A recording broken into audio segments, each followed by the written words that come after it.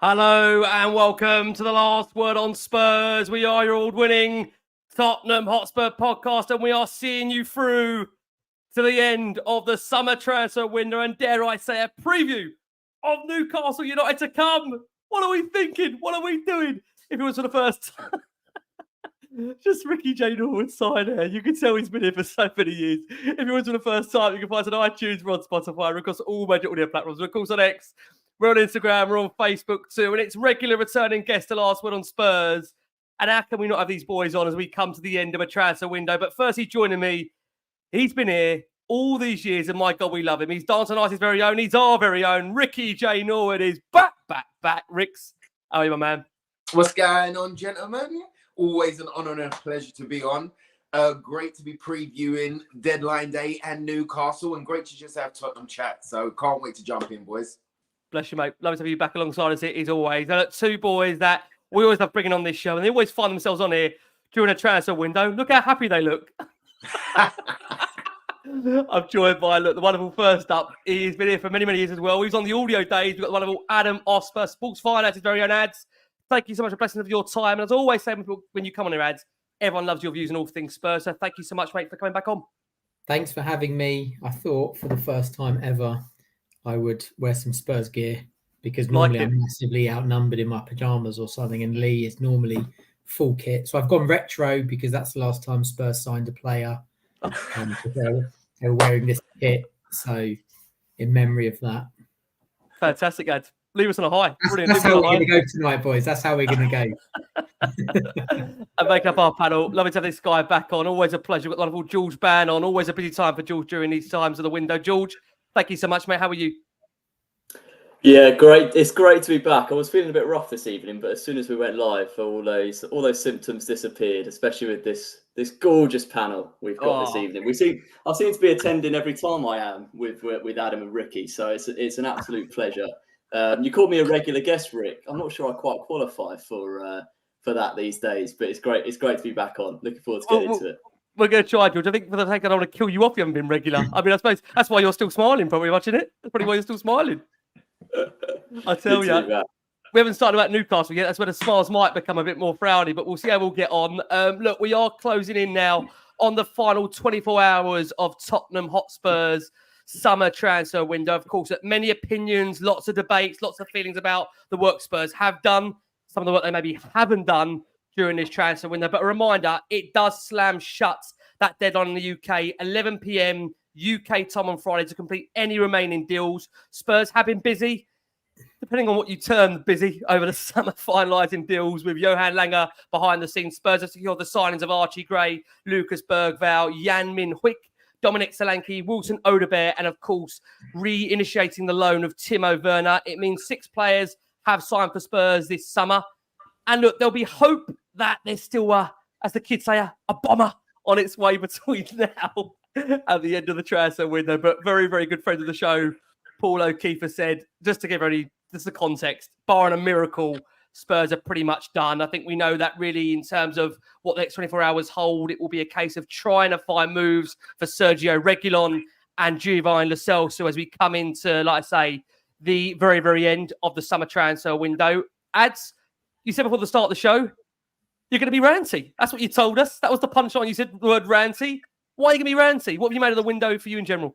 It's been massively underwhelming. I think, there's no, I don't think you can sugarcoat it. I think you can put up that nice little picture that you put up of those sort of 6 players, but the South Korean kids, it's irrelevant.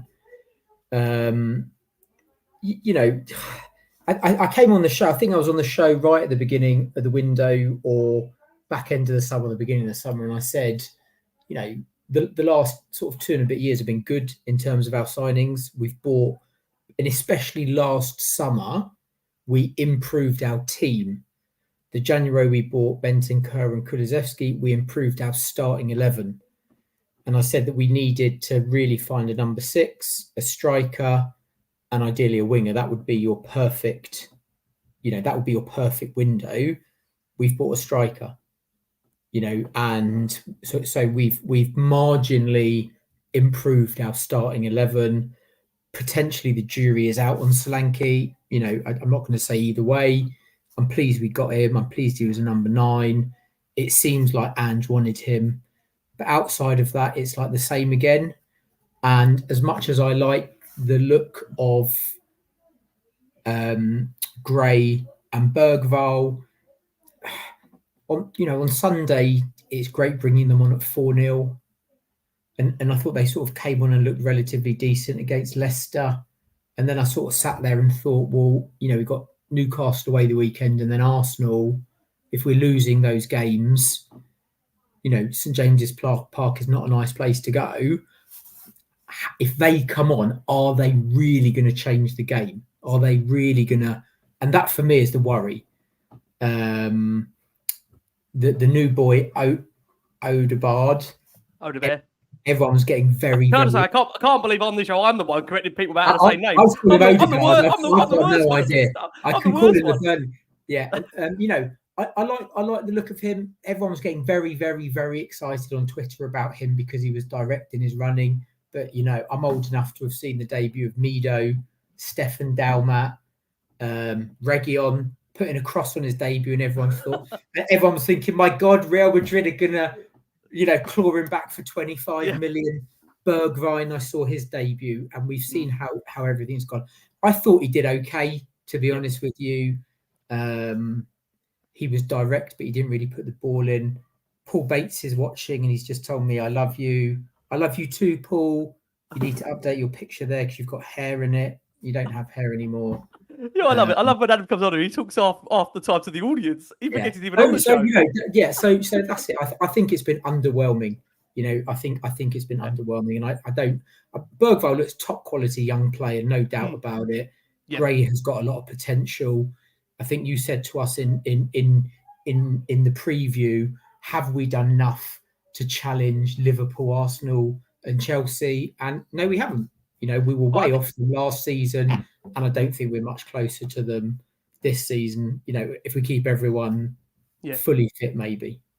I think the key thing as well, just to bring Ricks into this show, is that, I suppose it goes back to what the Spurs want to be. If they're a club that are in the midst of a project once again, and we are, 2 or 3 seasons away from challenging, and we're just trying to bring a young crop through, then maybe someone accept this as a deemable fair window. But I think, again, the problem is at times, Ricks, that, as you know, we've got players coming out like the likes of Romero and Van der Ven suggest they want to win trophies, which, again, as Spurs fans, we want to hear that. We love to hear that. As we know, it's been far, far too long without a trophy. That's certainly for sure. Then you've had Ange Postecoglou come out and say that in the second season, that normally he tends to win things. I think that's where, again, it can sometimes cloud the fan base as to, well, hold on, what is the goal here? Are we building a squad for the future, which is not meant to win right now, but is going to be part of an evolution, a process over the next 2 or 3 years? Or are we setting up a squad to genuinely challenge for this season? Because when you hear from Ange Postecoglou, doesn't want to be second, doesn't want to be third, doesn't want to be fourth, wants to be number 1. So I suppose question to you, Ricky, is from the business Spurs have done this window, what do you feel Spurs are aiming and looking to be in your eyes this season? Oh, that's a tough question, bro. That's a tough question, but, I think the first thing is that they wanted to recycle this squad. They wanted to start anew and on a fresh basis. So if you look at a lot of the outgoings, Perisic, Dyer, we've done a whole shift. Hugo Lloris, we've done a whole shift of players. And the bulk of our new look squad was done last year. Now, alongside what Adam was saying there was a lot that I was agreeing with, because that's the positions that we were after to strengthen the first squad that we already had. We identified as fans, and it was put out there a little bit, but striker, winger, number 6. So they've gone to buy a striker. They've gone to buy a first team striker. They've spent money on him. Up to 65 million. Now, would he have been any of the fans' choices when it first came up? Probably not. But if he is the guy that the boss wanted and the club have backed him and gone to that price to bring in a player in a specialized position, you've got the English tax as well. There's a lot going on there, but they trusted the boss and the stats and the data analysis to go and pay that amount of money and bring him into the club. I think that's a positive. When it comes down to the tricky winger, now, Desire, I know you've got his name. it was Doué, right? Desiree Du, yes, Desiree Du. That one, right? So he was another young one that looked super exciting, super dribbly, pacey, direct, and we were after these types of players. You know, we brought in Odebear. Now, we don't know if the whole Eze thing, and I said this at the start of before even the transfer window started. You said that on here. You said this on here, yeah. Which was the player that we're linked with most, we're probably not going to get, because it happens every single summer. The player that we're linked with most, we're probably not going to get. It might be a smokescreen, or it might be paper talk, or it might be agent talk, or it might be, you know, just trying to kind of generate a move for him or money or whatever the case may be. You know, so, okay, cool. You know, at this present time, Eze hasn't happened. It would have been very exciting for us as fans to have another statement signed in that particular point.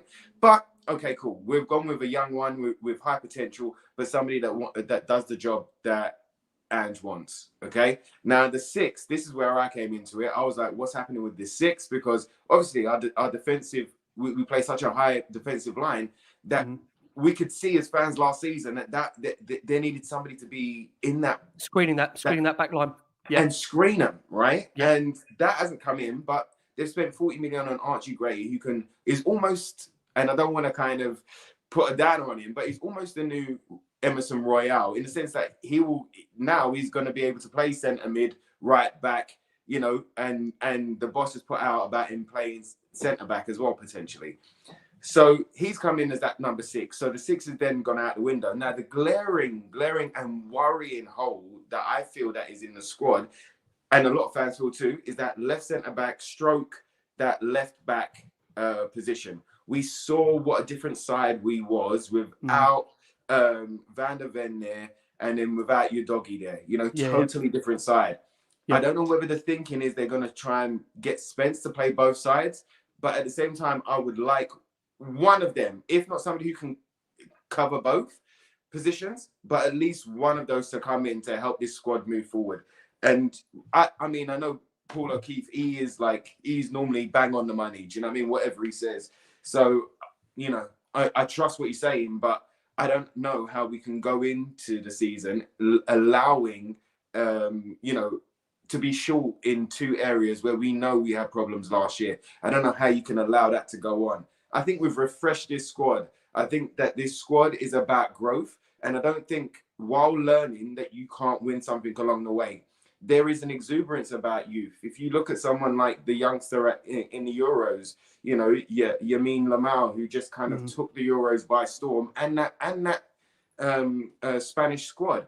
So we don't know what's going to come from those young ones, but I'm glad that we picked them up, because any top side, they you know, turned down a lot of top sides to come to us, and they're of a high level, and they could push us forward in the coming seasons, right? But we don't know what we're going to get from them. We might have a poor game, a couple of poor touches, and then we might have a phenomenal game this year, and that's the risk that we take when we bring those in. But it's the left centre back, left back area that is the worry for me. It kind of leaves our squad incomplete. And it's that same old argument that we're always 1 or 2 short. Do you know what I mean? Why would we do that to ourselves? It's interesting. I mean, George bringing you in a couple of minutes there to listen to the boys. You know what? This is not a disrespectful way. I thought I'm going to bring in one of the really fair, balanced shows and panel to this one, because I think when you look at it from the outside looking in, I'll give that a go. We're getting a bit of feedback there on George's mic. You got us there, George? I'm off mute, but apologies if you were getting something from me there, Rick. I'm happy to come in now just to chime in actually on Ricky's point. Take it away. Yeah, Rick, you made a really good point there about learning but winning on the way.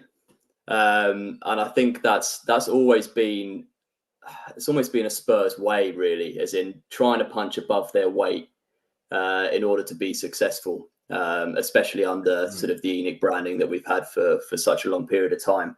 I think the aspect for this window and how I'm seeing the club now, as I compared to what I did maybe 2 years ago on the higher wage bills that we had, sort of under when you had the Lloris's, Dyers, Perisic's, Ndombele's on the books, and who we've replaced them with now, player-wise, and the lower aspect of the wages that they're on.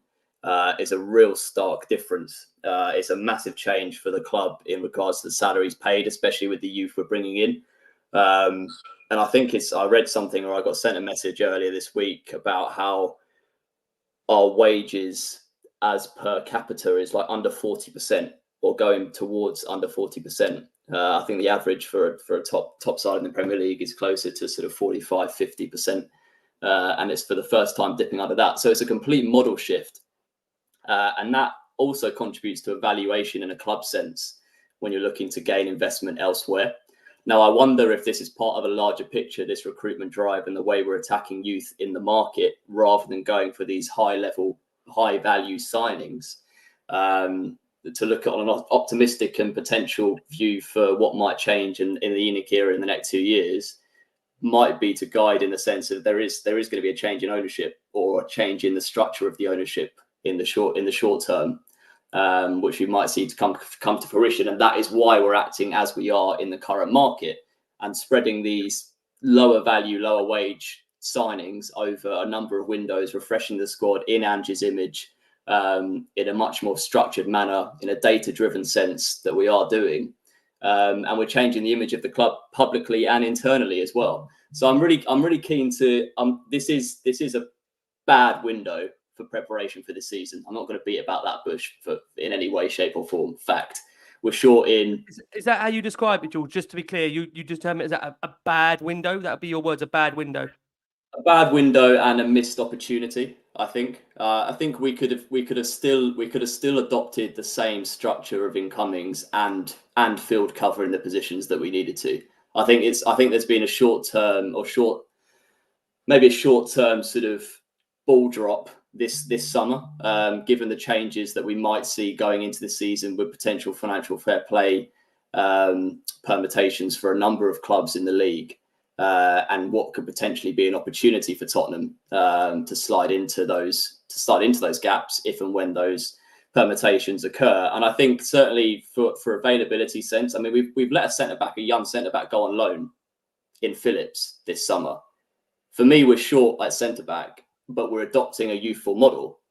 Would it not have been prudent maybe to have looked at that and gone, you know what, actually, if Van de Ven and Doggy both get injured, Davis can't cover both of those positions. You're then asking Spence, a right-footed right back, to play left back, albeit to a good enough level where he's comfortable, but it's certainly not going to be at a level where you're matching the likes of Arsenal, Chelsea, Liverpool, who have plenty of round pegs in round holes. You're asking players to, again, bat above their weight, punch above their weight in a system that demands so much of you positionally and tactically. You're going to get unstuck. And at the end of the day, it becomes a time where you look at yourself and you're going, you know what, actually, maybe we did miss an opportunity there. And you go back to square one when you go into summer 2025 and go, right, we've now got to fix all these problems we had in 24-25 again, with a youthful squad who, yes, are learning, but you're asking players to do an awful lot for their bang for their buck. So, yeah, bad window, strong wording, missed opportunity, perhaps more accurate wording from my opinion. But we're asking a lot of Ange in the squad for this season, especially with Europe again. I suppose the biggest thing of all, Ad, come over to you, is, I mean, the key thing here is the manager happy? Because, I mean, we've seen it so many times with Spurs where we bring players in and they haven't always been who the manager wants. But it sounds like, again, from what we're hearing from Ange Postecoglou, he is the man, Ads, that signs off on all these transfers and would not say yes if he didn't think they're right. So are we of the understanding that Ange Postecoglou is happy with what Spurs have done this window? What do you get your feeling on that? Yeah, I mean, I just want to take a step back. I mean, George makes a load of really interesting points, actually. And sorry, so did Ricky. And I just sort of listening, just think about a few things. And I think just if we take a little bit of a step back, so I think I'm just reading the comments and everyone's a bit like sort of saying it's a bit moany and negative, but I think we've had an underwhelming window. But again, if you look at it, City haven't signed anyone. Liverpool have signed one player today. Arsenal have signed a couple. Bar Chelsea have signed 57 players. That you know, it has been a little bit tighter across the board. And I suppose the thing for me, and I think George makes a really good point about the missed opportunity, and I understand the point about youth, is we've actually spent a lot of money. We've actually spent 150 million, something like that. We've spent a lot of money, as Ricky said, on a striker that, by all accounts, Ange signs off everything. and he was very strong on the fact he wanted Solanke. So I'm absolutely fine with, if he wanted Solanke and he was his guy, then fine, no problem. And we've paid the 65 million, fine. We spent 40 million on a young 18-year-old kid with huge potential. That's a massive outlay, and then we're clearly showing ambition in this youngster. But I think George's points are really interesting if that's how we're going for the future. But you look at some of the players we've bought. Your Bentancur, your Kulusevski, Bissouma, Maddison. They're all relatively young-ish players. Van der Ven, for decent money that improved the team. So you could have done that again. And I think there is that missed opportunity, because I think over the past 2 years it's felt. Last season we got the right players in at the right time that we wanted to, and it felt like we were improving the team, and we'd moved away from this punting on petite people who might be good. And then it's like, as you say, we're in this situation where we were really good last season for a period of time, starting the season for the first 10 games, and then it all fell away with injuries, suspensions, and so on, and we didn't quite have the depth. It may be that Ange is actually very happy to shift out these players, and he may see Spence as an upgrade on Emerson and Ben Davis at right and left back. He might be happy with that, because my view from people I know relatively close to the situation was Spence was an absolute dead man walking, a period ago. So the fact that he's brought back in, for me shows actually Ange might well have said, you know what, I'm okay with that. And he might be happy having a fully fit Bentancur, a Bissouma, a Sarr, a Gray as those central midfields over Højbjerg coming on and Skip. He might be actually, do you know what? I've got Bentancur fit and I've got Gray. I think personally that, as in Ange, that they're an upgrade on Højbjerg and Skip. He may think that. I don't know.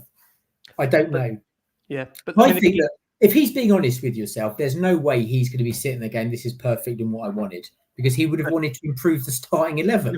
No Spurs man just put that in the 20. No. And I think that's the reality of it. I think do I think the squad overall now, and I look at the squad and the bench, do I think it's better last season than last season? I do actually, because I do think we've got better players with Bergvall, with a couple of the other guys with Bentancur fit and so on.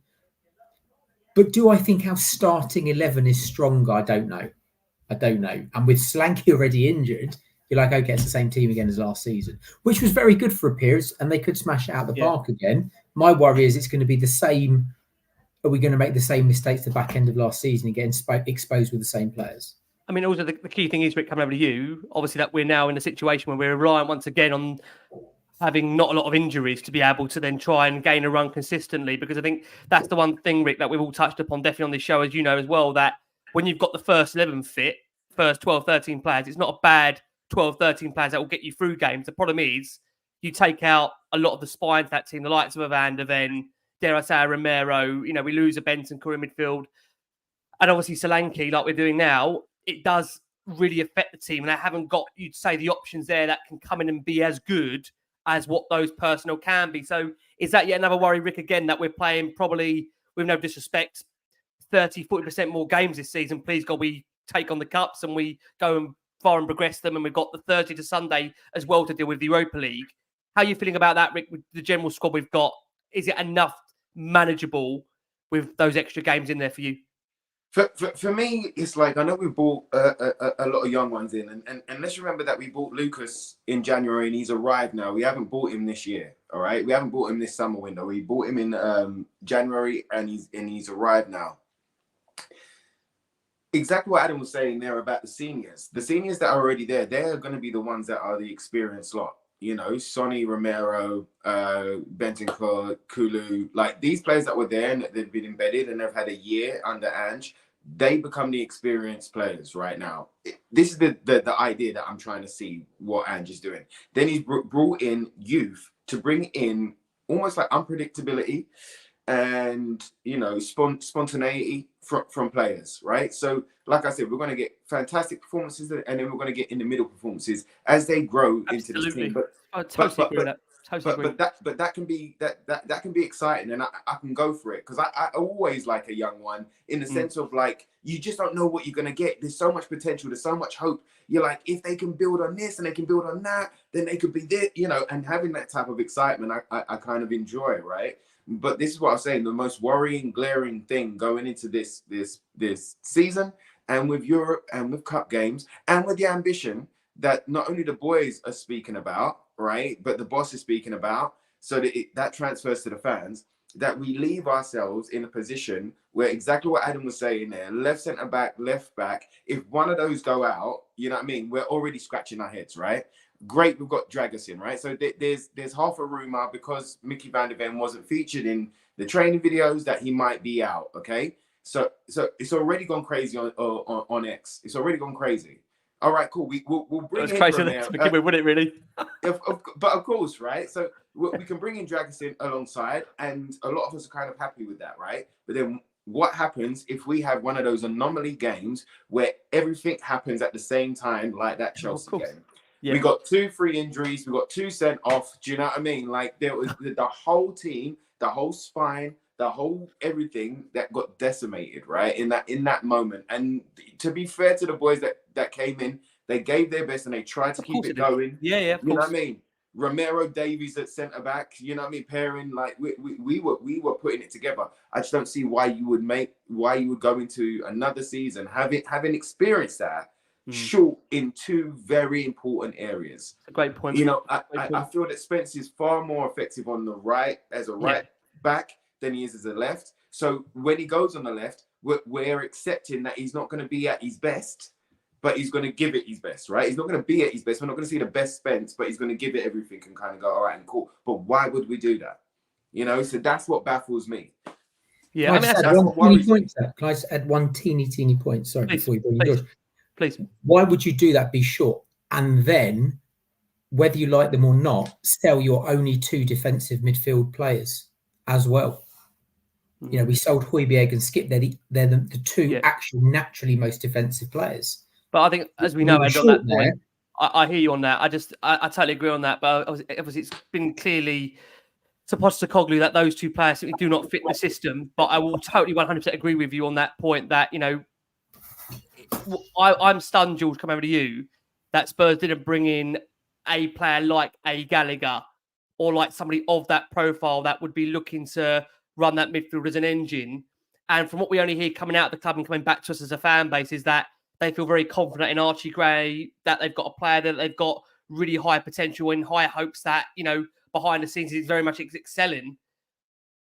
I mean, I suppose it goes back to that question I said earlier, George, what do Spurs want to be? If we're a club, as you've touched upon earlier in your point, that maybe we're looking for the next 3-4 years to be part of a project, then that's no problem. But I think the problem is there's a real miscommunication piece. We're hearing Ange come out and say that in the second season we win things. He's a man that doesn't want to hang around. He wants to see Spurs being first, not second, third and fourth. You've got players coming out and saying we want to win trophies. I think that's where, again, you feel that slight disconnect where you're paying the highest ticket prices in the country, and yet you look at the squad that we've got, and you do fear, as we've touched upon this show in this opening half an hour, we are 2 or 3 injuries away from, again, a team crumbling, and which is a real shame. I mean, I asked the boys the question, George. I'll ask you the same question. How happy do you think Ange Postecoglou is with the business Spurs have done this window? Do you think in his mind he's got a better squad at his disposal for this, well, obviously the rest of the season to come?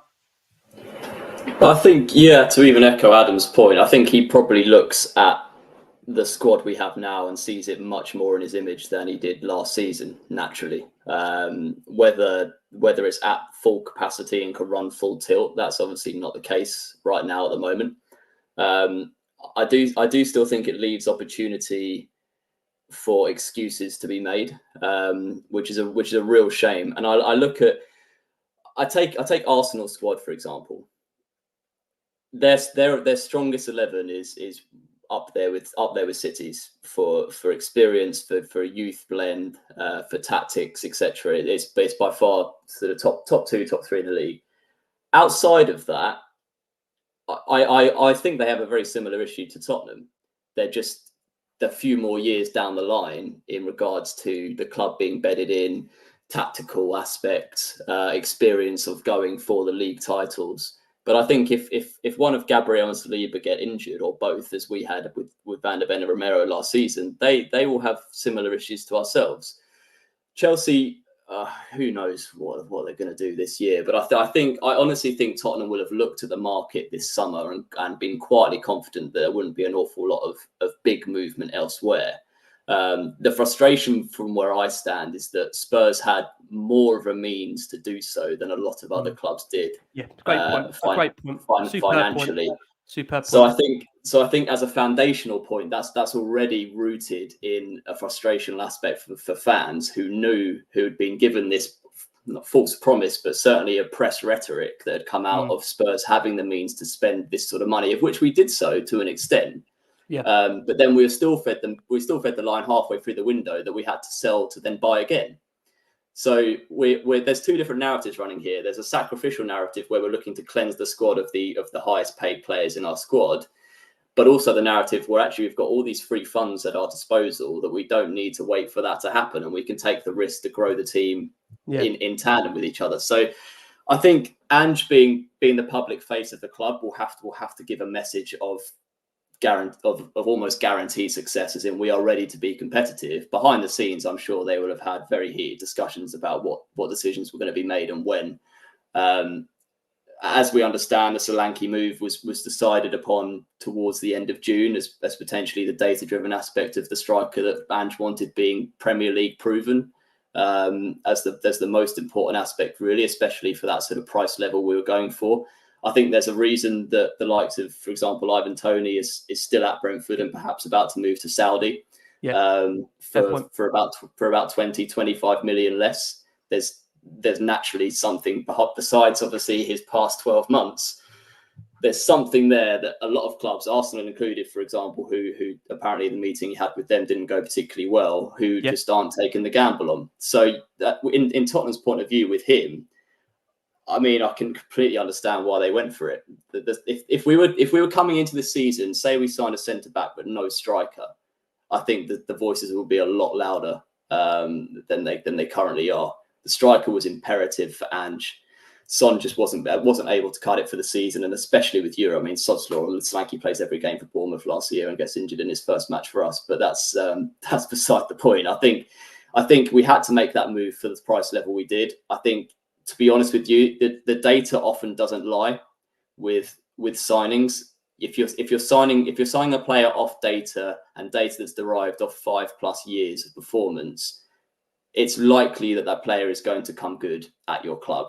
And then the value, unfortunately, is the English tax that Ricky touched upon, adds between 5 and 15% to player value anyway, which is probably what Chelsea were thinking when they valued Gallagher to us and then sold him for 15 million less to Atletico in the end. But I think the same sort of storyline applies. So, yeah, to answer the question, Rick, I think he will be more content now than he was 12 months ago, but he's been quite open and honest in saying this is a multi-window thing, and perhaps that's sort of nurturing his narrative a little bit. Go for it, Ricks.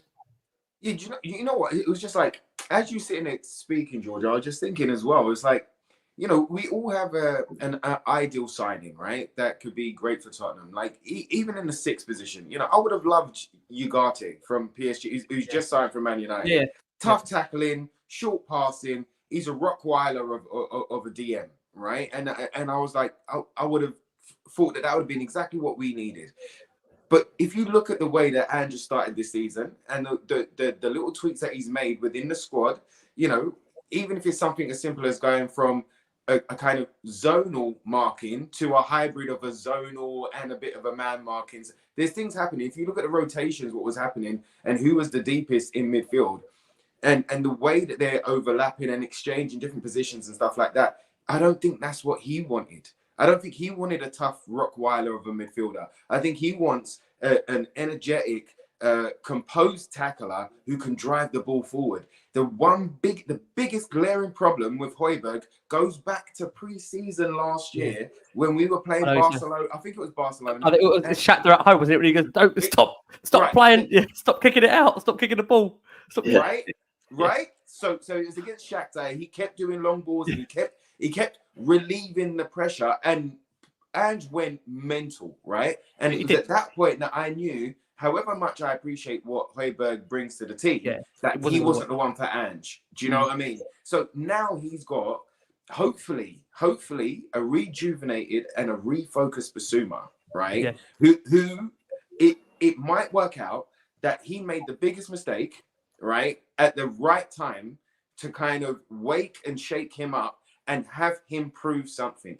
If you saw the reaction, not only of the way that he played with discipline, and I know it was only for that one game, but with discipline, with the goal, with the sorry to the fans, to his teammates, and to the manager trying to go up and get a cuddle as well. This might be the shake, wake, and bake that we've needed to see from Basuma to get his head in order, because we all see he's got the ability, and he could be a pivotal diamond. He could be the best number 6 that Ange wants in his system. Now, to back that up as well, we've got somebody who is a bit of a, like, you know, in tight spaces, Bentancur, in tight spaces, great passer of the ball, really good vision. Then you've got Archie Gray, who could be the master of it all. Do you know what I mean? Given his growth and given how much game time he gets and given how much confidence he kind of gains and the improvements of working alongside those other midfielders that are in that position, like, we could really see a jump there. So there are positives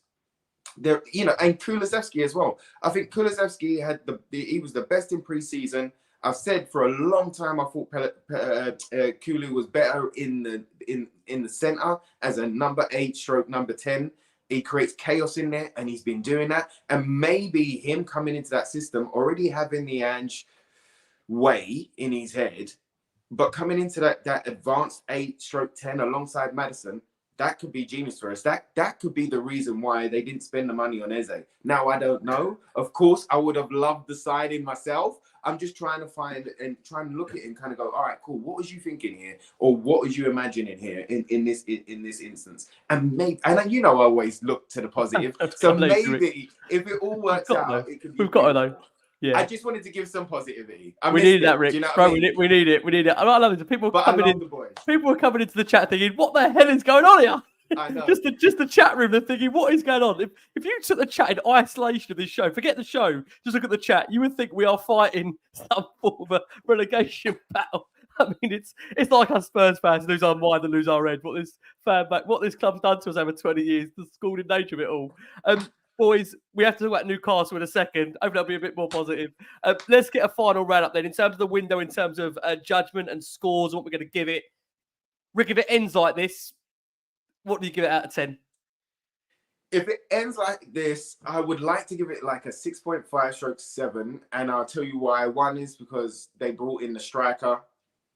But a lot of the outgoings we needed them to go for a lot of different reasons, whether that be wages, attitude, or like just not right for the squad or the way that we want to play right now.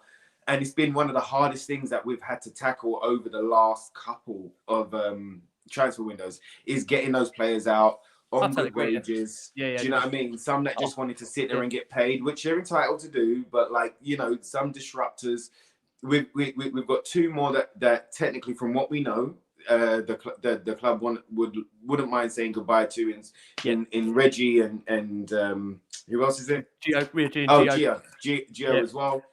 You know, I think now that it's gone down to the last day, that they're going to be holding out for the bottom prices. Do you know what I mean? Like the clubs that are in for them, they're going to try and get them as low as they can because it's, you know, deadline day. But fingers crossed, we've got a clean slate. So that I give them a 6.57 for bringing in a striker, cleaning the slates, and bringing in 2 really good young talents, you know, for the future and for now.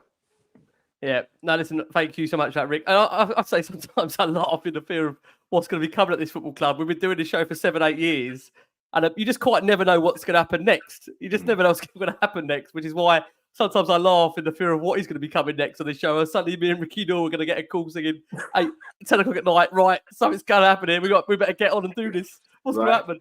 You know it, Rick. You know it. This is the same man that wore the suit for the Antonio Conte entrance, if you remember. And the champagne. Every time he brought the champagne on this show. Oh dear. Out of 10, what we're saying so far the window, you've been fairly outspoken, actually. I think more than what I probably imagined you to be, because look, I've known you, mate, for a long, long time. You are a fairly calm, level-headed guy. So I think when somebody like you comes on here, as it's not to influence anybody else, can I just say, and you are saying we've not done enough, then that really hits it home for me. Because, I mean, in general, for me, I think I've been... People might think I've been negative, but I think it's hard to see what Spurs want to be. I think that goes back to my point that we do need that communication piece there. You know, if we understand this is, again, part of a rebuild, part of a project that we're in for 5-6 years, then okay, then maybe you understand some of the signings. If it's to win in the next year or two, then I think that needs to be adjusted and aligned, because I do look at what we've done so far this summer and I'm happy to be proven wrong, always happy to be proven wrong, but I don't think the likes of City, Liverpool, Arsenal are looking at what Spurs are doing right now thinking, oh my God, they are coming. Ad, give me your thinking on the window, verdict for you. You're on mute, go. You're on mute. Can't blame him. It's been one of That's them, his fault, not mine. That's his fault. Ricky muted me. Not you. Yeah. So look, I think you know, Ricky made a good point just now. You know, in terms of like the squad shape, and I think if I look at the squad now compared to what 2 years ago, and you look at all of the players that have gone out, you know, bar obviously Kane, I don't think anyone's really bothered about any of the ones that have gone out. I think if we're looking at the squad now, overall, compared to last year or the year before, I think it's probably stronger and more complete. I think in terms of, as we say, I keep going back to this, and I've spoken about it a lot. Since the January window where we signed Bentancur and Kulusevski, we made generally really good signings. Nearly all of them have been good signings. Yeah, they have. All improved the team. And it's like we just at this point have like gone back to what we did before, where we haven't quite done enough. And you make a really great point. Are our rivals around us going to be thinking, oh my God, Spurs are going to be there? No. Overall, I'm struggling to get up to 5. I'd say 5. You know, we've bought a striker, great, but not great overall. For me, Utopia 9 out of 10. As I said, you know, beginning of the summer was winger, number 6 striker. Yeah. We've done one of those really well. Well, we've done one of those key starter. Yeah. Someone just called me a happy clapper. Jeez, you want to see me when I'm not happy? I just come here to the 5 out of 10. I mean, it could be anything but a happy clapper. He's just gone 5 out of 10. Do you think he'd be doing that if he's in Daniel in his back pocket? Come on, 5 out of 10 for a try somewhere. Are you crazy? George, let's come to you, mate. Let's close this subject of this show. Gone way overboard on this topic. It was always going to be overboard, this subject. George, what are you going for, mate? You've been very honest in terms of maybe you're feeling about the approach of Spurs in this window. Maybe they are looking to more of a long-term view of a takeover there. What's your feeling on it, George, out of 10? Yeah, I'm not going to buck the trend of rates of what we've had from Ricky and Adam. Between the 5s and 6s is probably an accurate representation. I think just going back to the missed opportunity point that I raised, that's really the governing aspect of where I rate the window. And my personal opinion prior to it is what I thought we might do, which is more than what we have done. So I think how I'm going to rate the window is a disappointing end. But I suppose if you're going to look at it in a perspective sense, a building block, but it won't make us competitive enough this season. So do you think, lads, that we're missing the Paratici effect this year? I think he's been a lot more distant. We haven't had a lot of links with Italian clubs, and you know those player the 10 players linked at once, Ricks, but we normally get. Yeah, I know he's consulting, but do you reckon Langer has almost like gone, I've got this now, it's my job, and kind of distanced himself a little bit? Because we haven't really heard those links, and that's what he was doing since he took over. Like you said there, Kulusevski, Romero, Bentancur, you know, like we was bringing in good players that had an effect on this first team. So what do you think? What do you think, George, for you on that point? Let's bring George in on that. George, I mean, like you've seen many windows at Spurs, and I know you, again, from your perspective, I think the way you, like I say, you talk about the window in general, you've been on here, you've been very honest about Spurs' approach. Do you feel it's been a positive influence having Johan Langer as part of that technical setup now? I think in the restructuring aspect, yes. I think it's far too early to tell. It entirely depends on how the younger lads that have come in this window perform. The data-driven aspect is obviously a lot of his brainchild and the team that he's built around him, alongside Scott Munn, effectively driving that. The Paratici effect, I think it's impossible to know. Naturally, we're talking in hypotheticals. There's no necessary guarantee that his targets or his negotiations would end up with signings.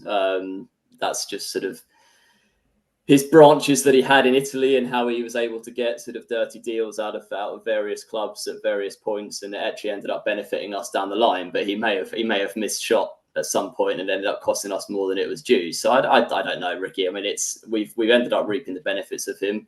Unfortunately, he sort of spread his hands slightly too far on a couple of pies and things, and he's now by and by. I think, as far as I understand it, he's got a non-direct connection still with Levy, but right. In far as an overreaching influence on our transfers, that doesn't exist anymore. But yeah, I don't think we could look at that and gone, our window would have been a 9-10 if Paratici was still in the seat. I think that would perhaps be some dreamy thinking. We also signed, Vicario, Van der Ven, Dragerson, Maddison last season, and as well as Ange, that they were all massively influenced, including the manager, by data.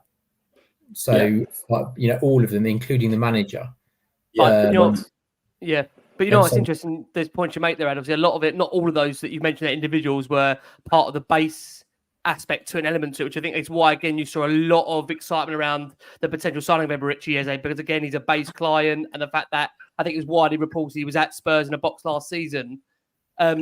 And to be fair, on this point, we had a number of journalists that have been on the show, and they've been fantastic. I think the key is that, as they've all said, they weren't really expecting Ricky Eze to move this window. And what I feel is clear from really, again, seeing Andrew these last couple of years is that he's not really one for marquee statement signings. I think he's one that likes players that have got a real point to prove, the likes of Solanke, the likes of Vicario, the likes of Van der Ven.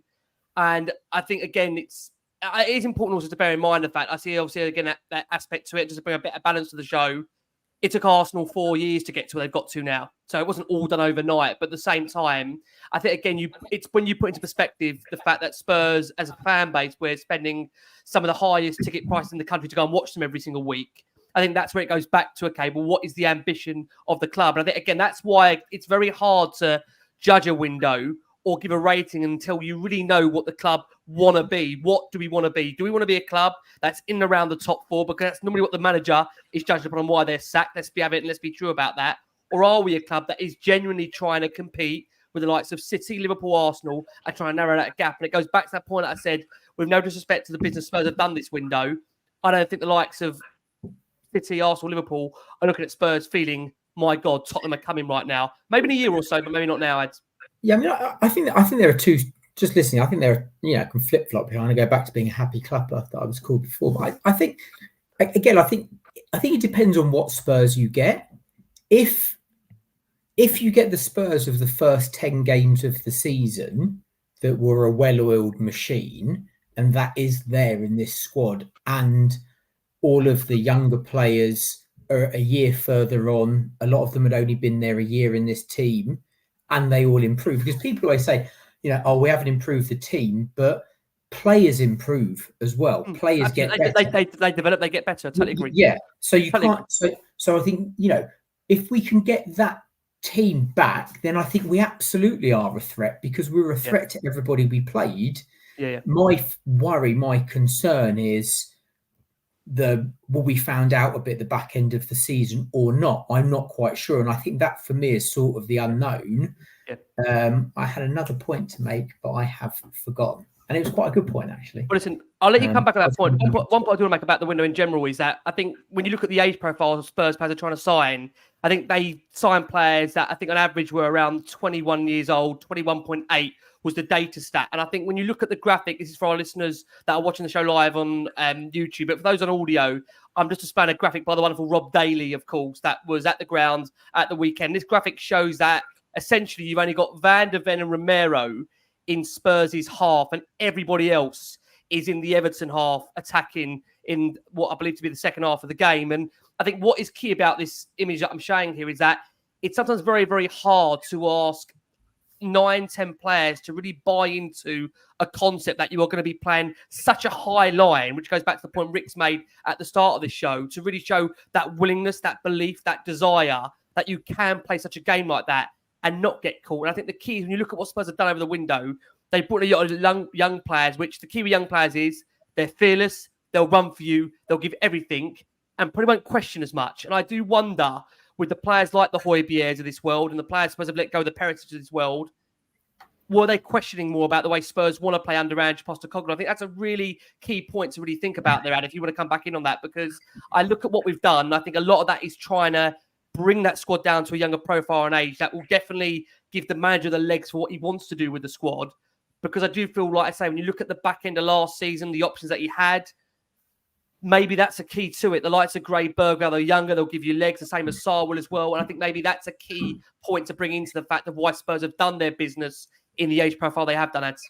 Yeah, and I think, there are two good examples of that. I think Arsenal are a good example of that. And I think Spurs under Pochettino were an example of that. When you ship out the dead wood that are maybe a bit problematic or aren't bought into what the manager wants, and you bring in younger, hungrier players, it improves you instantly. Everybody then buys in. It makes training a bit more intense. It makes everybody a bit more focused. It makes everybody a bit more together, and that transforms onto the pitch with a bit more. So that actually, I actually believe in that quite a lot. What I was going to say before is just to go back to the Eze thing. Sorry, I hate conversations about we should sign him. I wanted to sign him. It's like, I don't care who anybody wants to sign, because it's not got anything to do with me. But with Eze as an example, I didn't realise he's actually quite old. Not old. He's 28, I think. He's got quite bad hamstrings, and I think Palace wanted possibly 50 million up front. So when you look at that, that is an unattractive deal for any club. Because again, you go to like the Ivan Toney one, he's still there. Eze's still there. No one's gone in for Eze, because people have probably thought, well, you're going to sign him on a 4-year deal, lump up 50 million up front out of your pocket. No resale value on him if you sign him for 4 years at 32, and hamstrings are going to get worse. That is a big gamble. And I can see why you might walk away from that. But I think the youth team, I do think there's a lot in there, because I think Arteta did that. He transformed that when he got that rubbish out and brought that in, and Pochettino did at Spurs. So I do think there is that element there, and I hope that we do have much more of that buy-in and with the younger players, and we might see that youthfulness. My biggest fear is still the number 6. Ricky sort of championed it's going to be the new Basuma and so on. I hope it is. I still worry, because when you just showed that screen of those players, I'm sitting there thinking, I don't want to be set up like that against Arsenal. And we set up like that away to Newcastle, which we're going to come on to in a minute, like that last season. We got pumped. And that's the bit that worries me against good teams. Yeah, we shall see. We're going to end the transfer window good chat segue there, wasn't it? It was a good segue there. It was a great segue. We are going to go for our first break of the show. That should have probably happened about 45 minutes ago. It's always the way I last for the Spurs. Nearly 4,000 of you are watching us live. Can I just say again, incredible support for Last Word on Spurs. You guys are amazing. We love you. We do. We're joined by a wonderful Ricky J. Norwood. Back. Cups are coming soon. Rick's is ready. Strap in. You know what's coming, Rick. You know what's coming. We've got a wonderful Adam Osper over at Sports Finance joining us, and the brilliant George Bann back on the show. On cups, a reminder, Spurs, of course, are in the draw for the Europa League, which takes place on Friday. So keep an eye on that. And obviously the team Spurs may possibly draw. We'll be bringing that, obviously, of course, to you tomorrow, and where obviously Spurs do end up and how that does work out. Of course, bit of a different way that draw is being done this year. So, yeah, keep an eye on, obviously, all things that. And again, Spurs in the Cups, as we said, they have drawn Coventry City away in the League Cup. No, I'm not terrified. Yes, I bloody am. I am absolutely shitting myself. I'm not going to lie. And I've got Jason McGovern going to me, Coventry City? They're not Real Madrid, Rick. And I'm thinking, we can't even be Colchester. I went when we lost 4-0 away to Coventry once. Lee McQueen. Colin Coldwood at centre back. Oh, Coventry City, never, even like I said, when I remember back in the 90s, that was never an easy game for Spurs, Coventry. I remember Darren Huckabee just absolutely haunting me. Huckabee! That might have been one against. I went Boxing Day, 12 o'clock lunch once. It was 0-0, pouring with rain, and I sat in row 3, with no shelter. Absolutely horrific. I'll tell you what, play the kids against Coventry just for Ricky. Don't you dare play the kids against Coventry just for Ricky. I would say for me, you guys know that watching into the show religiously, that for me, game-wise, I say it all the time, most important games of the season, Arsenal home, Arsenal away, then the cup games. For me, every time I go out of a cup, I'm absolutely devastated. So Carabao Cup is so high up our list, and I think it should be. We've been so long without a trophy. So keep an eye on the cups and what Spurs do. Have you covered it on Last Word on Spurs? Right. We have got to look ahead to Newcastle United. Now, you would have heard, for our listeners' audio there, the wonderful Matt Ketch, friend of mine who was at my wedding, bless his heart, big Newcastle fan. They're actually, I think, going into this game with a little bit of concern because it's been again, not to veer back to the transfer window. I think for Newcastle, it's not been the window maybe they hoped for and wanted. I mean, they're going into the final day of the window. And ahhing. Are they going to get Mark Gahey? Are they not going to get Mark Gahey? That price we've seen with Spurs before seems to be going up by the day. I think they're looking at now 75 million. It will cost them to secure him on the final day. So Newcastle are running around for a centre-back. But I know, look, for those that are adoring and watching Last Word Spurs week upon week, this is not a easy game. It's obviously the start of a double header to come for Spurs that will be a real test for Ange Postecoglou and his Spurs side to see if they really genuinely learn from last season. And are they going to show the character and the mentality, the belief that there might be times in this game, I hate to remind you through last season, the adversity where they're going to have to show some real character and belief to come through it. None other than Mickey van der Ven, bless him, who didn't have the greatest day at the office, as you'll remember, against Isak. And we hope, of course, there'll be a reversal on that this coming Sunday. Boys, what's the general feeling about the upcoming 2 fixtures for Spurs? Newcastle is never an easy game away from home. There was a period for Spurs that, and George is, again, agreeing with that and shaking his head, that I think Newcastle away, Spurs didn't have a terrible record there favourably. But, George, what's the feeling going in, before we go into Newcastle, the double header, how big do you look upon the next 2 games for you in the course of Spurs this season? The way I frame it like that is that I feel with the fan base, that there's some that are absolutely and rightly 100% behind Ange Postecoglou and all that he's doing. They can 100% see and believe in the long-term project. There are some fans out there that I think still need to be convinced that we are still 100% on the right track, that we've learned from last season around the set pieces. Again, the adversity, we go back to that when the team are struggling, can they conjure up, find a way to swallow that and come back and deal with that? What's your feeling about how big these next 2 games are in Spurs this season? Yeah, they are big.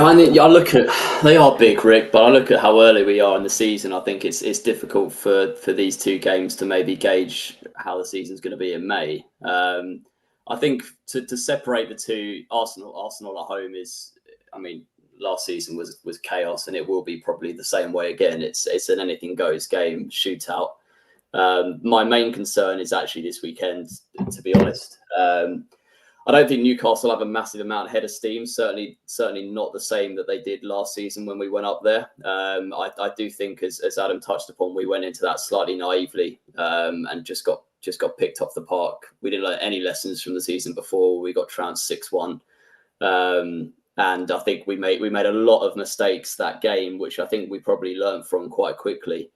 But I'm confident in the sense that they don't have the same confidence and form that they did going into that. I think they got a couple of injuries and niggles as well. Tonali's only obviously just coming back for them too in the middle of the park, but we need to be much more mature in our performance there than we have been recently. I think it's such a unique place to go against such a unique team. I say they're not in form, but they play with a lot of energy at home, no matter who they play against. Yeah, and it's difficult. It's difficult to play. You say you don't want to. You see us playing that way, Rick, against Arsenal with the massive high line.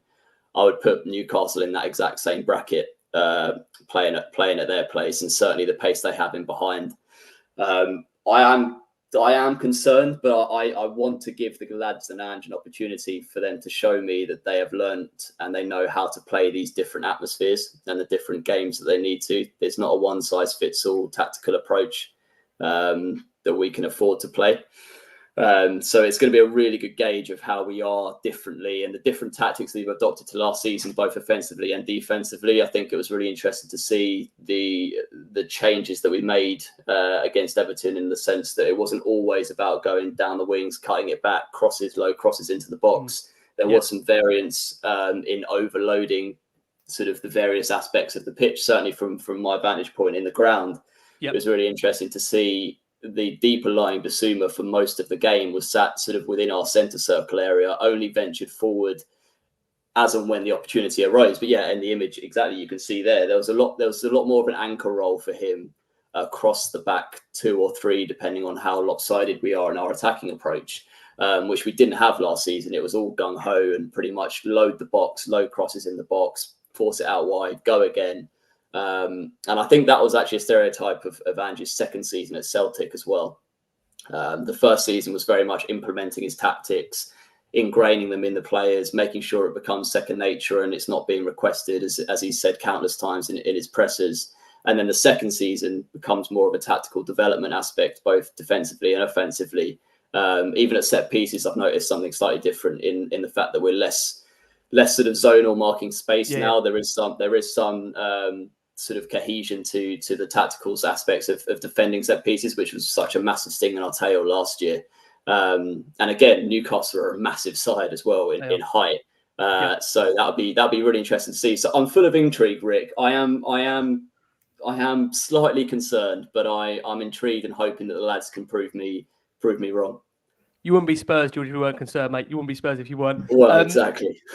As coming over to you, George mentioned about the tactical variation. I think one thing that has been picked up upon is that it was quite evident on Saturday. I know you were there as well. Nick Montgomery seemed to be barking out orders actually from the bench, where he seemed to be quite involved in terms of the arrangement of set pieces and how that was being done. I think to touch upon what George said there seems to be more of a hybrid approach to the way Spurs are managing a set piece, which I think, again, is interesting because, as we saw back in the last season, this was one of the games where Spurs, I believe, conceded 2 goals to go away to Newcastle, deemed because of set pieces. I suppose, again, before I dive into Newcastle in real deeper detail, how big are these next 2 games to show to you that this team is learning from last season? Because these were definitely 2 games last season that were very low points for us as Spurs fans. Yeah, no. I think you absolutely hit the nail on the head. And I think, I tweeted after the Everton game, bar 15, 20 minutes in the 2 games this season, we've actually been pretty good, overall. Leicester weren't great the second half. It was a 15-minute period where they sort of scored for 5 minutes before, and we were rattled until we made some changes. So overall, we've actually been pretty good. However, we've played against substandard opposition, and some of the 2 worries from last season, i.e. not putting teams to bed when you're 1-0 up and missing chances, and 2, conceding soft goals, are there. My other, I don't know if it's a worry, my other thing that I've just noticed in the first 2 games is when it gets to around the hour mark, everything seems to sort of drop off a bit, energy and stuff. And I don't know if it's because we come out, wear ourselves out, and then just go a bit plateaued, and then he makes a couple of changes.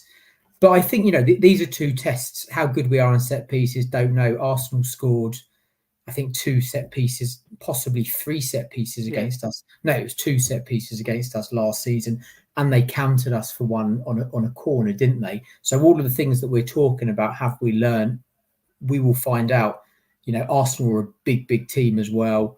Yeah. I agree with George. I've said this for 2 years. I don't really rate Newcastle. I don't think they're particularly good. Every time I watch them, I think they're pretty boring. I think they're quite a defensive team that hit on the counter-attack. They've got a couple of exciting players. And that's what they... Just to come on to that point and you come back on it. The problem is I feel that we are absolutely made for them. Yeah. And that's the problem, isn't it? And I think that's exactly the point that George makes. You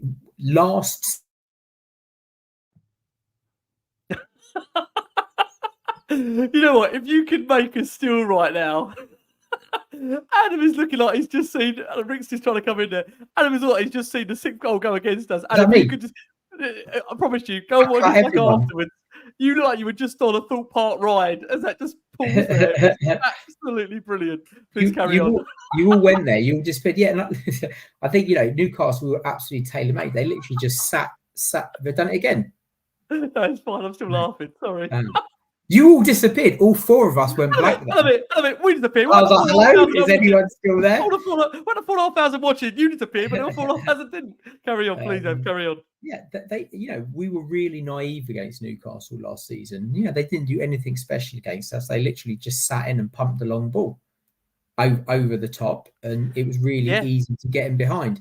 I think Ange did say in an interview, this season is more about implementing tactics and so on. He did. People have spoken on the chat, and we've spoken about he doesn't like a natural number 6.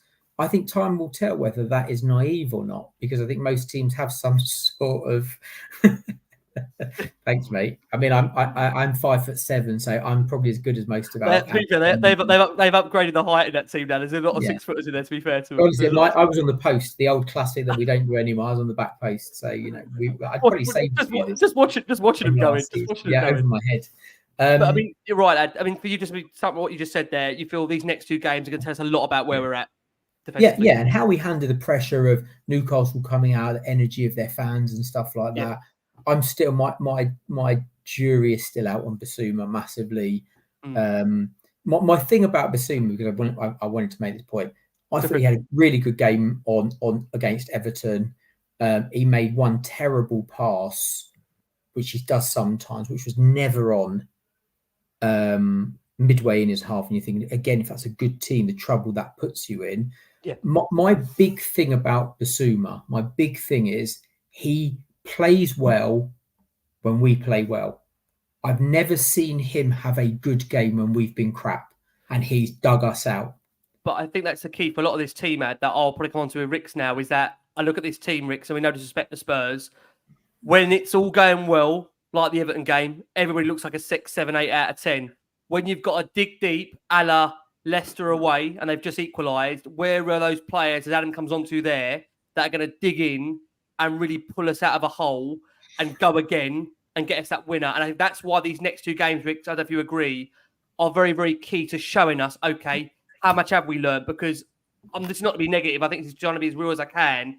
In these next 2 games, there are going to be periods in both of these games where we're going to struggle. And that's not to say the results are going to be struggling, but there are going to be periods where we're not going to have all of the ball and we're going to have to fight to put our stamp on the game. And that is where it's going to show me, okay, are we learning? Have we got over the points of last season? Is that what you're looking at, Ricks, now for these next 2 games to see, are we learning? Are we implementing, like Adam said there, the tactics? Are we growing as a team? Absolutely, bro. Absolutely. Like Adam was saying there, and Georgie as well, it's like they are great tests, and it's a great opportunity to put a marker down. It's a great opportunity to get excited, to kind of go, let's show everybody what we're about right now. Let's show everybody how much we have learned. Now, when you learn a lesson sometimes, especially on the football pitch, sometimes, even though you've learned it, they can still happen, okay? But it's about reaction. I felt Leicester, it was about reaction. There was an emotional reaction. We went after them when it got on top. When they scored, our reaction was more emotional and aggressive rather than it was what the boss was saying in pre-season in that little clip, which was, what's the next action? What's the next action? If we lose the ball, what's the next? If they score a goal, what's the next? When we score a goal, what's the next action? Just keep thinking what's the next. And they didn't. They got wrapped up in it, and they got wrapped up in the beef and in the emotion of it and all of those things. And they lost their heads for that 10, 15 minutes. We then tried to implement a controlled way of playing again, but it was like this. That's why I think that was a great game for the lessons, because having a preseason and then getting to the real business end of something and it meaning, all these boys are ambitious. They're all talking ambitiously. So to start the season like that against a poor Leicester side, but they've just come back up, full of beans, back in the Premier League, back with the stadium. Vardy's back. He's had a Red Bull. You know what I mean? Everything's popping. You can understand how that energy can kind of carry you through for a little bit. But it was our reaction. So I saw a massive reaction against Everton. Again, Everton, you could argue poor side, but at the same time, they are a Sean Dyche side that love a set piece where free kick, corner, routine. That's a very good point. They had 3 actually in a goal, didn't they? And to be fair, there was a little few moments of words, but we dealt with it, mate. We dealt with it, Rick. We dealt with it. But that's the thing as well. So we dealt with it well. We also scored from a set piece in that game. And I think that we need to, because negativity always screams louder than positivity, right? And all I'm saying is balance. So when we do it well, let's give them boys credit for doing it well, regardless of who the opposition is. Give them credit for doing it well. And then now the big tests are coming. Exactly what Adam said there. Exactly what George was saying there. The pacing behind, tough. They like a set piece as well. We got done by them last year. Okay, cool. Okay, so now Vicario's got a year under his belt where he saw that last year that he could be bullied, and he was like, well, where's my foul? And he didn't get that foul. So now he's a little bit more kind of ready for that type of fight. He's stepped up his game. Same as the boys. It's an opportunity. It's an opportunity to lay a marker down. Not only from the lessons from last year, but the lessons from this year and continuing, because there are going to be many lessons. We're not going to have 100% exam result at the end of this year. It's not going to happen. Doesn't matter how good we are. It's not going to be 100%. It's about reactions. It's about growth. And then it's about that unpredictability and that fearlessness of youth. You know, when they do get chucked in, when they do come on, like Georgie was saying, it was Adam that was saying there, 60, 65 minutes, you see the energy tapering off. Well, that's because of preseason. None of them have got 90 minutes in preseason, only like maybe a handful. And they're still finding their feet. But when we play 100 miles an hour, nobody can touch us. Nobody can touch us. So it's a great opportunity to go out there against 2 big sides. And you know what, Georgie, also, you said we had a missed opportunity during this transfer window, and I totally agree. But Newcastle, if we've had a miss, I don't know what they missed. Very true. Their fan base is not happy. They're not happy at all going into deadline day. And they've got all the money in the world, right? They've got all the money in the world. And they have not been able. That's a massive opportunity missed, right? They signed anyone. They've signed lad at Sheffield Wednesday. They signed at Sheffield Wednesday. They got Lloyd Kelly in. Yeah, on a free. I mean, look, to be fair, they have pretty much spent the whole summer chasing around Mark Gahey, haven't they? And I think they are in a situation now where I'll let Rick come back in on this. They've got a 4th bid that was rejected, and it looks like they're going to go into that deadline day looking for a centre back. But again, as we know in this window, and you leave your business that late on deadline day, it's always hit and miss. And I think Rick goes back to what you're saying there, a really good opportunity to show what we can do. Forget about Newcastle, show what we can do, because at the end of the day, if we can start well there, that fan base will get on top of them. They will. No, absolutely, bro. But it's about us. It's always, it's my thing. Don't worry about the opposition. Worry about us. Yep. Our chaos, our aggression, our want, our desire, our drive. We've got to want those 3 points, and we've got to win so badly into that very last second of that very last minute of extra time in the second. Totally. We've got to go the whole way, and we're building, we're getting there, but great opportunity to show everybody what they're about. Totally agree. Certainly do. Just to bring a bit of team news into emphasis, if I can, before I ask the boys for predictions and how the game will play out. We saw the latest training video from Spurs that dropped.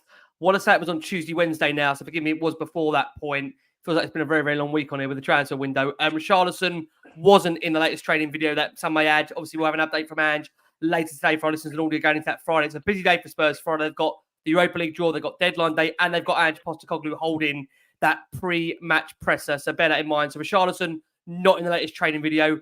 As also was not in that latest training video was Dominic Solanke, £65 million signing Dominic Solanke. We knew before the Newcastle game, before Everton, that it was going to be very unlikely he may feature. He was expected to be back for the North London derby against Arsenal. So those are 2 players that, we've obviously got our concerns over. And also bearing in mind, we had the news that Mickey van der Ven was also not featuring in that video, but has been in and around Hotspur Way over this last week. Thankfully, Christian Romero is there. It maybe opens up the possibility. Does Radu Dragic maybe come in for a start? We'll have to wait and see. We will get a full update from Ange Postecoglou in that press conference, of course, on Friday, in which we've said is a really big couple of weeks for Spurs. Of course, international break in between there as well.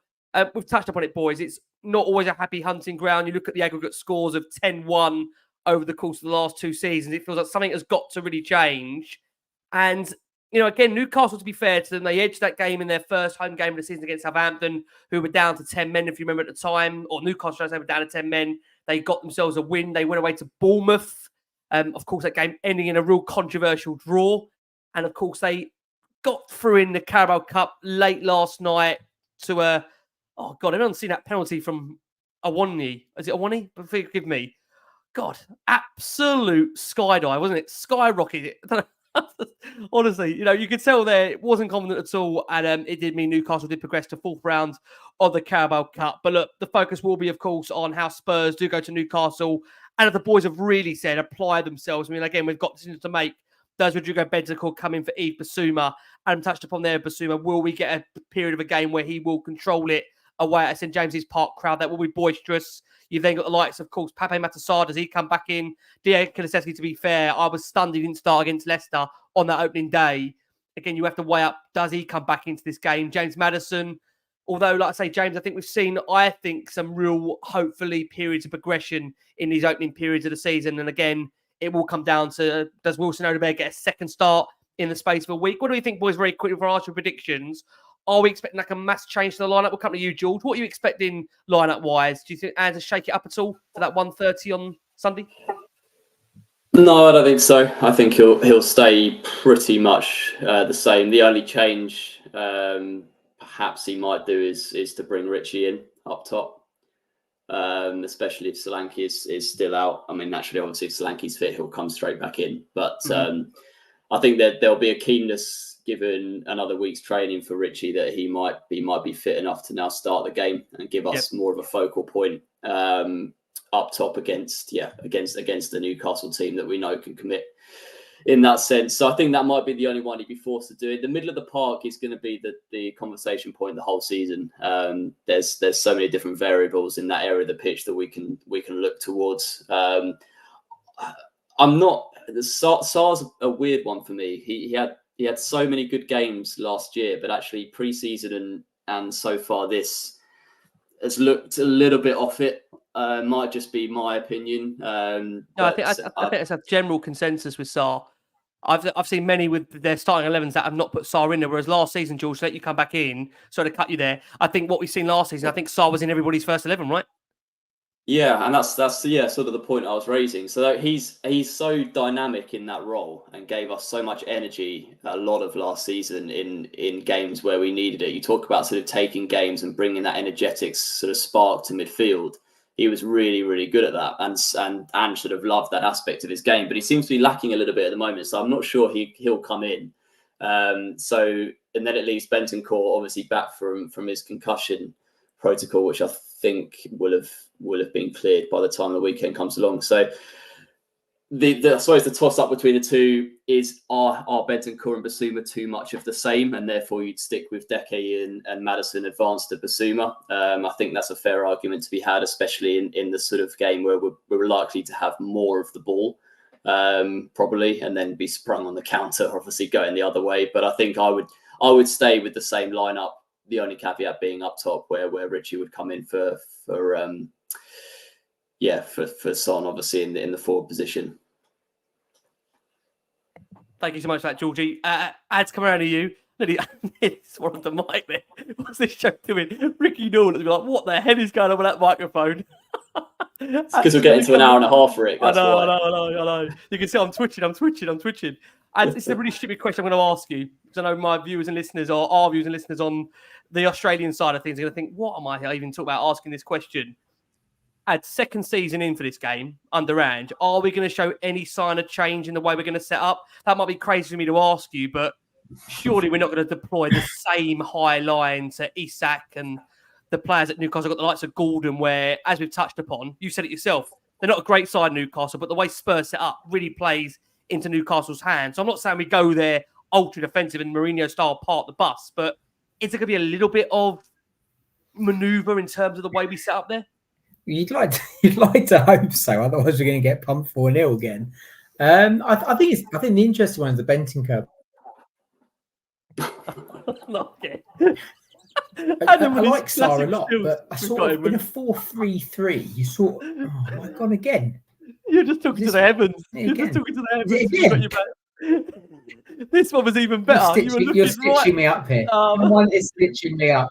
You'll watch this back and be like, this is amazing. I'm going to that Tottenham away pod. That's what it is, isn't it? Do you know what he said I'm going to me? to the positive pod. He said to me tonight, finally, I'm going to finally get a few moments to speak on this show. And he's still twice. He can't make it up. Go on, Ed. Please carry on for us. Yeah, with Sarr, I think when you play a 4-3-3, I'm not quite sure where he fits because he's almost like a box-to-box midfielder, almost like a central with a 2. Yep. So I think that's why it's a little bit of an anomaly. I'd be it's very rare managers change formations, when you win 4-0. It would be quite interesting to see whether he dropped in Bentancur next to Bissouma for that bit of protection. For me, I'm a massive Kulusevski fan. I think we absolutely pelters here. I think Kulusevski has to start. I think Kulusevski starts every game, and I think in a game like Newcastle, where you need to keep possession of the ball, I think he's probably the best at doing that and carrying it. If Richarlison's fit, and I don't know, I wouldn't be adverse. Decky played, number 9, didn't he? Putting Son out wide. I wouldn't be adverse to seeing him through the middle. And what was that, Adam Sex face? You don't want to see that, James. You do not want to see that. Trust me. Not on this show, anyway. Yeah, no, not at all. To be honest with you, we're not past the watershed yet on here. God, we haven't got to that yet. Yeah. So I don't reckon there'll be too many changes. I think we were pretty punchy against Everton in terms of our lineup. I don't think we'll be as attacking. I probably would see one of the wingers going out and Sonny moving maybe wide, and Kulusevski coming in. Okay, it'll be interesting to see if he went with like which I think he did possibly against Leicester. With Bissouma and Bentancur slightly deeper. Yeah. We're going to come on to predictions in a second. Rick, let me bring you in. I tell you, it's been such a fun into this show. I tell you what, it's the outtakes that make this show what it is. It's not even the Spurs chat. It's what goes on in the back. I was going to praise you for your sensational tonight use of imagery whilst you've been talking. But then you've got done this. Then you've got the freeze frames of me looking like a dick, clearly. He's gonna carry on that level of work in taking those images, Adam, and turning it into the thumbnail for tonight. Of me. One like this, and then one up here. Do you know what I mean? He's gonna take those thumbnails, and he's not even gonna put a title on the YouTube video. Do you know what I mean? Just put those images. This is what I think of the transfer window, lads. These 2 images. Yeah. No. I won't show the one at the end. Go on, Rick. No, I think we're probably going to go with the same lineup as against Everton. The only caveat that I would say would be maybe Mickey van der Ven having a little bit of a rest. If he has had a bit of a knock, hopefully it's just a bit of a, it's just swelling and it just needed a couple of days to go down or something along those lines. But this is what a squad's about, right? So if they do have a knock, instead of continue playing him and increase something small, a small injury into a major injury, play Radu, play the man. You know what I mean? Let's see what he's got about him, and I'm sure that he's been bursting for a chance to start a game. So, if that's what's happening, depending on Mickey's fitness, and even if he's got just a slight knock, I'd put him on the bench and go, all right, and cool. Radu, you play, you can start the game, and then we can bring Mickey on if and when need be. But that's what squad's about, right? So that would be my caveat for that. I love Decky in the middle. I just think he's pure chaos. He loves to ride a challenge. He loves to battle. He loves to hold on to the ball. He doesn't mind holding off the player while he's holding the ball. He is the way that he kind of uses players backing into him to turn and almost lose them. They're like, where did he go? And he's not even fast. And the way he does that is, I love it. Yeah, he is. I think, like you say there, Rick, I think he's finally found that position, isn't he? I mean, that's the key now. And for you, Rick, you, like you said there, for you should be starting, no doubt about it. Oh, yeah. And I think Kulu's one of those players. I mean, ever since he turned up, I just feel it in him. He's one of those that drives for more. He's going to work for more. He's going to seek to improve. He feels like one of those that, a bit like Harry Kane, that would, and I imagine, I don't know this, but would stay and do shooting drills afterwards. And do you know what I mean? Or do crossing drills or just free kick, or he'll be doing something extra to make sure that he's improving every single day. And I don't think we've seen the best of Decky yet. I think we've seen, the first couple of chapters. We haven't hit the middle where he kind of, jets off. He's still a young guy, but I think this is definitely the making of him being in there. And I'll go with the same team. Just been made captain of the Sweden team, I saw, for this next international break. And yes, and this is what's important as well. It's like, if you look at what we're doing there, Darren Hart, you'll have to ask Darren Hart about it, the Hart man, because he was the one that broke it down to me. And I'm going to paraphrase horribly, but ask him to break it down for you. But with Decky being there, Decky's the most decorated Swedish player right now, right? Yes, there's Ibra, but he's the man right now playing. Yeah, right. He's been idolized around the country. Now Bergval's come in, and he's the poster boy of the country. Now you've got two of the best coming out from a country that are working together in this team, that are bringing each other on and are helping each other kind of develop and get more. Do you know what I mean? It's the one thing that I would have wished that we would have done when we got Revbrov, was bringing Shevchenko at the same time, and they would have grown at the same time, do you know? But I feel so sorry for you, Ricky. Sorry, man. What happened? Ricky's just pissing himself because of one of the comments, and you are literally chatting away, and I can see he's barely able to hold it together. George came in, the volume went like that, and he went, "Is that a megaphone?" I'm just gone. I totally missed it. When I start ranting, I just go, bro. Like, but yeah. Let's keep it moving. I think Decky's going to be amazing for us. Love it. I'm terrified to ask a prediction to think what can go wrong next on this show, given what's happened in these last 15 minutes. We'll start with Georgie. George, thank you so much, mate. But a pleasure having you back on. Oh, I know you say you're not a regular, George, but we don't think you are, because you've been used to this chaos. What we going for, mate? Newcastle away. Are we going to change the record? Do I have to whisper now? No, you're fine, mate. You're absolutely fine. You do you. You're amazing. I'm going to go 3-2 Spurs. And I think we'll go something like 2-0 up, and it will be kamikaze chaos for most of the second half, but we'll end up sneaking 3 points in a 3-2 win. I was reflecting on the question you asked, Rick, about how important these games are. I mean, I'll be at the Arsenal game in a couple of weeks' time, but this weekend, I think, is such a time to put an old sort of, what's that saying, thing on your back to bed, and really get a result there. Monkey on your back. There you go. So yeah, I'd love to see 3 points. I'll be down the boozer watching that on Sunday afternoon. Before, I think it's a big game, 4:30 on Sunday as well. Is it United Liverpool? Yeah. So that'll be a nice all day. So I hope we kick off that with a tasty 3 points and a 3-2 win. Oh man, amazing! I love the humour on this show, can't you, George? I love the humour on the show. George, you've been amazing. George, where can everybody find you? For those that love your outtakes that we do on this show, mate, where can they find you? Yeah, find me on X, George Bann, often chatting nonsense or riling up some other fans with differing opinions. I enjoy our chats on there. So yeah, come and join me.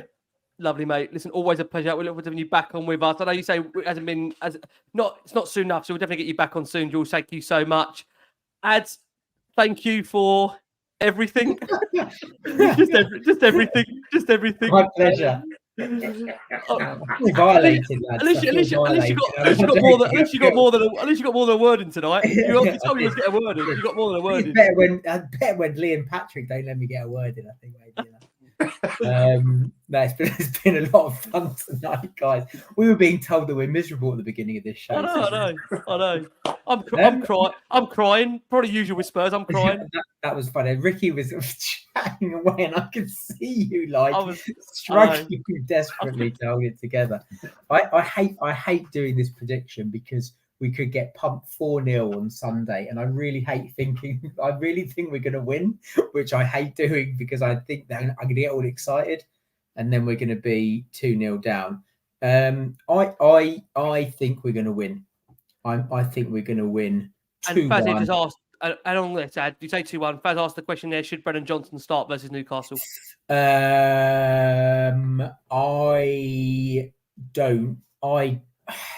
don't know. The front three. Sorry, I just got the front three is a really interesting one because I think I don't think you can start Johnson and Odegaard in a game like this, who are both relatively young and a little bit maybe naive. Just don't tell we're going to start Timo Werner or a will fall on the floor. Yeah. So I think Kulusevski needs to start possibly in that front three, because he can hold and carry the ball. I'm not quite sure who that's instead of. Okay. Ads, you're amazing. 2-1 there from Ads. And can I just say, apart from the general outtakes, he's normally chatting about finance. I think it's pretty hard to believe on his last hour and a half, but he does generally do finance on this show. I don't know what's happened in his last hour and a half. It's all got a bit chaotic with roller coasters and certain scenes beyond the watershed, but he normally is here, normally talking about finance. But we love him, we do. Ads, thank you so much. We'll see you Thanks soon. for having me, guys. It's been a lot of fun. Always a pleasure. Rick, thank you, mate. Rick's be back before he knows it. Rick, where can everybody find you? Everybody knows where to find me, man. You can find me on here doing a pre-show kind of preview. And can we just say, hopefully we've got some post-shows coming, right? European Cups. We've got to get you in the European Cups, right? We're getting European Cups to come in. I'm around, man. You can find me on X at Ricky J Norwood, on Insta, official Ricky Norwood. There's no J on the Insta one. But yeah, bro, just cracking on doing the damn thing. And against Newcastle, I can feel a 3-1. That's what I'm feeling. I'm feeling a 3-1. I'm just, we're going to go into the first half 3-0 up, and then they're going to score one in the second half. There'll be 10 minutes of chaos, but we'll finish the game 3-1, big 3 points, revenge taken, and come on, you Spurs, my friend. I love that. I always guarantee you, Rick, you always get such a positive prediction. I love him. We do love Ricky J Norwood. Rick, thank you so much. Guys, thank you so much. I've been nearly 5,000 of you watching this show live. What can I say? Your support for our shows have been incredible.